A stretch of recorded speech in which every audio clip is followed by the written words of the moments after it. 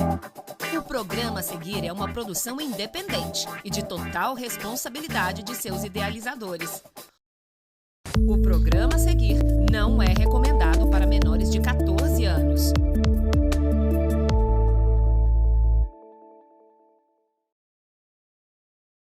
O golpismo bolsonarista anda bem assanhado. No sábado tivemos aquelas manifestações do eu autorizo. Ontem, o deputado federal Eduardo Bolsonaro foi ao Twitter elogiar a destituição de membros da Suprema Corte de El Salvador. Sobre esse deslumbramento autoritário que eu comento no vídeo de hoje.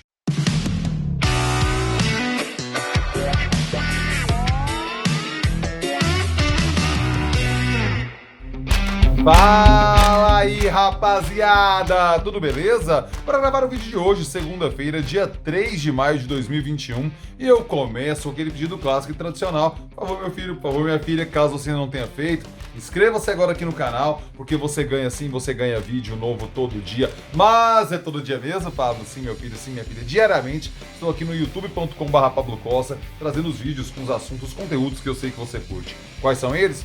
Cultura, democracia, política, história, cidadania e tudo mais que você passa na minha cabeça simplesmente doentia. Não vacile, inscreva-se agora aqui no canal, ative as notificações, sininho na fita. Como é vídeo novo todo dia, no momento em que eu posto, o YouTube te avisa e você assiste. Eu posto, o YouTube te avisa e você assiste. Maravilha? Inscrição e notificações ligadas aí, beleza? Pois é, né? A gente viu, então vamos falar agora, entrar na pauta específica do vídeo de hoje, né? A gente viu nesse final de semana, mais uma vez, que a sanha golpista do bolsonarismo está mais aflorada do que nunca. Ela nunca retraiu, é preciso dizer, nunca retraiu. Só que agora, toda vez que o governo se sente encantoado, ele tenta dar uma resposta na perspectiva golpista. O que aconteceu sábado foi uma clara tentativa do governo mostrar força, não conseguiu.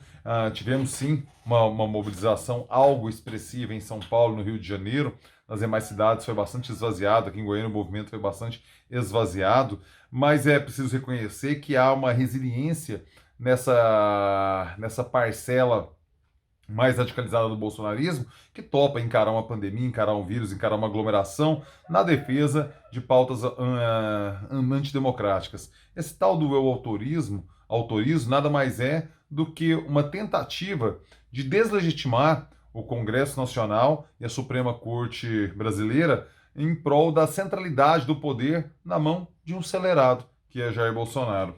Então, você vê que as pessoas se mobilizam para estimular o golpismo que sempre habitou o coração de Jair Bolsonaro desde quando ele era um irrelevante deputado federal, um irrelevante vereador, mas mais como deputado federal do que como vereador, ficou pouquíssimo tempo como vereador do Rio de Janeiro, mas quando era aquele relevante, aquela figura caricata que habitava o Congresso Nacional que ninguém levava a sério. Então você vê que tem uma parcela da população que estimula o golpismo bolsonarista para toda vez que o governo se sente encantoado, está acuado, ele apela para o golpismo. A CPI vem tirando o sono de Jair Bolsonaro, porque ele sabe o que fez no verão passado e sabe que os senadores irão dar uma narrativa, explicar ponto a ponto qual a responsabilidade do governo federal perante essa crise gigante que vemos, perante as centenas de milhares de brasileiros mortos.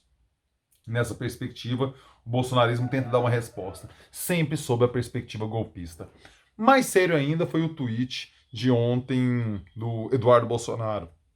A gente sabe que ele é metido a intelectual do bolsonarismo e tenta construir pontes internacionais com essa nova direita, né? Tenta criar uma cúpula conservadora no Brasil, estabelece contato com a Hungria, com a Polônia, com os regimes antidemocráticos do mundo de hoje.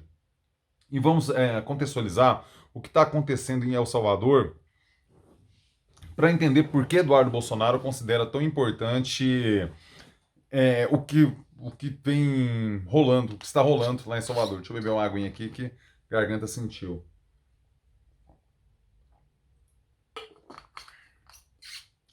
O que aconteceu em El Salvador? O presidente Nayib Bukele, ele é um publicitário jovem, fez uso das redes sociais para sua eleição filiado a um partido da extrema-direita que prega essa ideia da ruptura e tudo mais. E ele vem com um desempenho bastante positivo. Ele conseguiu eleger a maioria do Congresso Nacional, ele conseguiu ter uma base de apoio significativa no Congresso Nacional de El Salvador, e agora a vitória, tanto que foi importante, foi em fevereiro agora, das 80 cadeiras legislativas de El Salvador, 61 cadeiras dão apoio a Nayib Bukele. Então ele tem um expressivo apoio no parlamento, e agora ele promoveu a destituição dos 5 membros da Suprema Corte de El Salvador. O que isso significa? Vamos lá, não. Primeiro, é preciso esclarecer que há sim previsão constitucional para tal ato. Então, assim, ela é prevista constitucionalmente em situações muito particulares, muito específicas de El Salvador, e aí ele conseguiu ter essa medida aprovada da destituição dos membros da Suprema Corte por 64 votos a 19 no embate ali dentro do Congresso Nacional. O que acontece é que essa medida está longe de ser algo que a comunidade internacional reconheça como algo positivo. O deputado Rodrigo Maia, né, falou que considerou muito grave o comentário do Eduardo Bolsonaro, que é o seguinte: presidente, abre aspas para Eduardo Bolsonaro, presidente de El Salvador, Nayib Bukele, tem maioria dos parlamentares em seu apoio. Agora o Congresso destituiu todos os ministros da Suprema Corte por interferirem no Executivo, vírgula, tudo constitucional. Juízes julgam casos, se quiserem ditar políticas, que saiam às ruas para se elegerem. Naturalmente, isso é muito sério no momento em que a comunidade internacional critica essa medida, o que aconteceu em El Salvador. Deixe-me dar alguns exemplos. O relator especial da ONU sobre a independência de juízes e advogados, Diego Garcia Sayam, afirmou a agências internacionais que a medida é o enfraquecimento da independência judicial. O diretor para as Américas da organização Human Rights Watch, o José Miguel Vivanco, afirmou que houve um golpe para concentrar o poder nas mãos do presidente. Abre aspas. Bukele rompe com o império da lei e busca concentrar todo o poder em suas mãos, disse ele no Twitter. Várias outras lideranças que acompanham a política internacional especializada na independência do judiciário fizeram críticas também, como, por exemplo, o assessor da Casa Branca para a América Latina, o Juan González, criticou o episódio. Não é assim que as coisas deveriam ser feitas.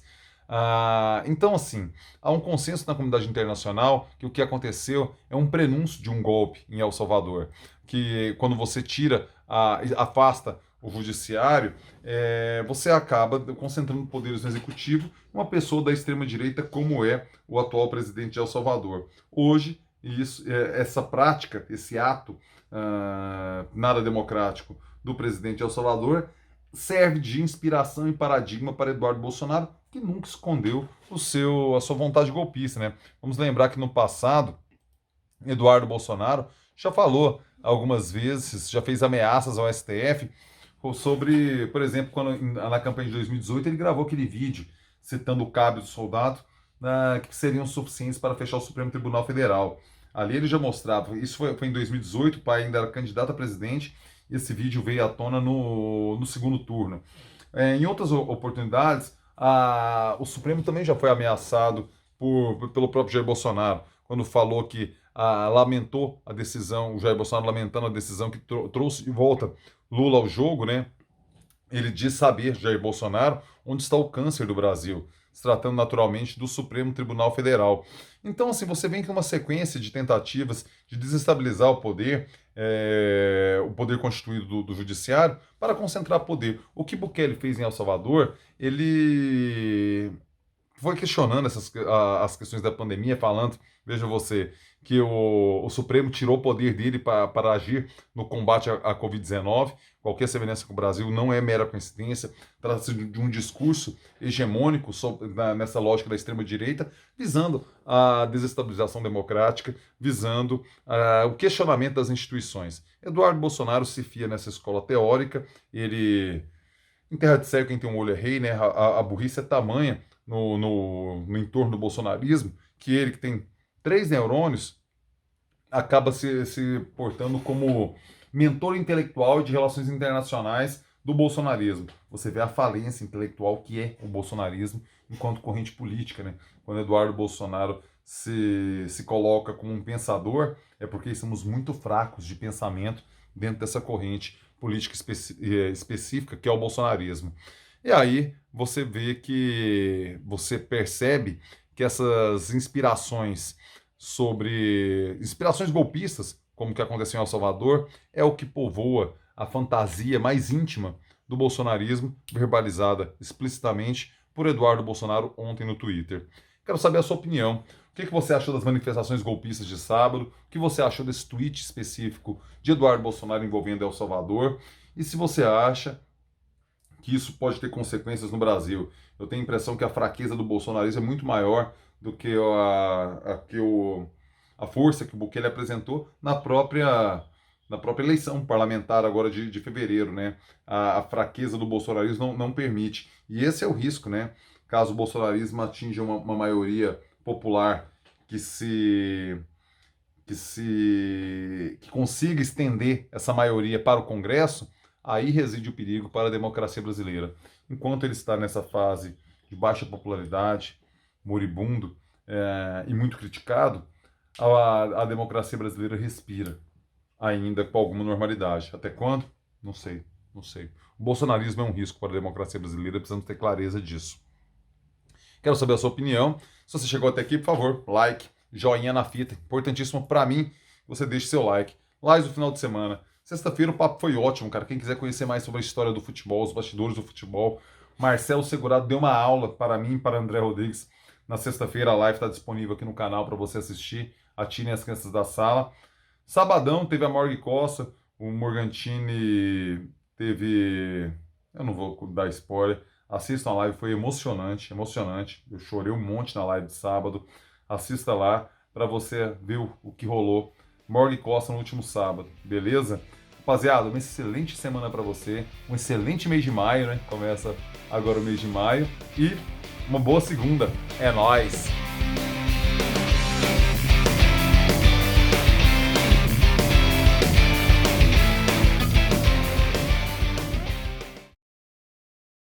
Fala aí, rapaziada! Tudo beleza? E aí, gostou do comentário? Pois é, agora eu, jornalista Pablo Costa, estou aqui na WVTV, trocando uma ideia com você de Goiânia, Aparecida, Caldas Novas, Anápolis, Rio Verde e até mesmo aí de Palmas, no Tocantins. Uma honra conversar com você. E a gente se vê por aqui, na programação da WV, beleza? Tô te esperando. WVTV